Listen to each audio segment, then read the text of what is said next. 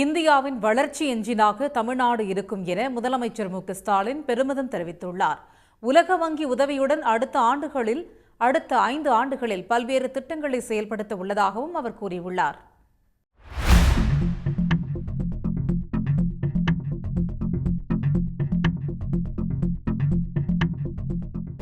சென்னை தரமணியில் உலக வங்கி சார்பில் அமைக்கப்பட்டுள்ள நவீன உலகளாவிய வணிக மையத்தை முதலமைச்சர் மு.க.ஸ்டாலின் திறந்து வைத்தார். அதன்பின் பேசிய அவர், உலக வங்கியுடன் தமிழ்நாடு அரசின் உறவு 1971ஆம் ஆண்டு தொடங்கியதாகவும் உலக வங்கியுடனான வணிக உறவு பல நட்புகளை கொடுத்துள்ளதாகவும் கூறினார். நம்மோட இந்த நீண்ட நெடிய உறவு பல்வேறு துறைகளில் பல நற்பலன்களை கொடுத்துருக்கு. முக்கியமான சிலதை மட்டும் நான் பட்டியலிட விரும்புகிறேன்.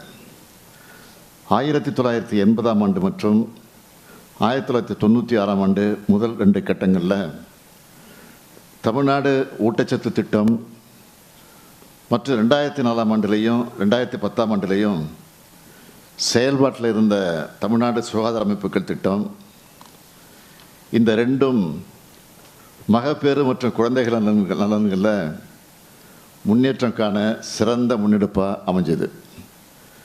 இன்றைக்கி தமிழ்நாடு இந்த துறைகளில் இந்தியாவுக்கே லீடர்னு சொல்லக்கூடிய இடத்தை அடைஞ்சிருக்கு.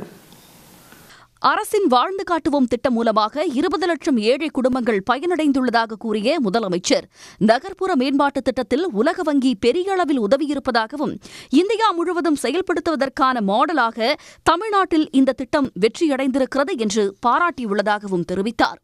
வருங்காலத்தில் உலக வங்கி உதவியுடன் $409.79 மில்லியன் மதிப்பிலான முக்கிய திட்டங்களை தமிழ்நாட்டில் செயல்படுத்தப் போவதாக முதலமைச்சர் கூறினார். உலக வங்கி உதவியோட $409.79 மில்லியன் மதிப்பிலான முக்கியமான சில திட்டங்களை தமிழ்நாட்டில் செயல்படுத்த போகிறோம். முதலாவதாக விசேஃப் எனும் தமிழ்நாடு மகளிர் வேலைவாய்ப்பு மற்றும் பாதுகாப்பு திட்டம். $1 டிரில்லியன் பொருளாதார தடையும்னா அது பெண்களோட பங்களிப்பு இல்லாமல் முடியவே முடியாது. தமிழ்நாட்டு பொருளாதாரத்தின் முதுகெலும்பே பெண்கள் தான்.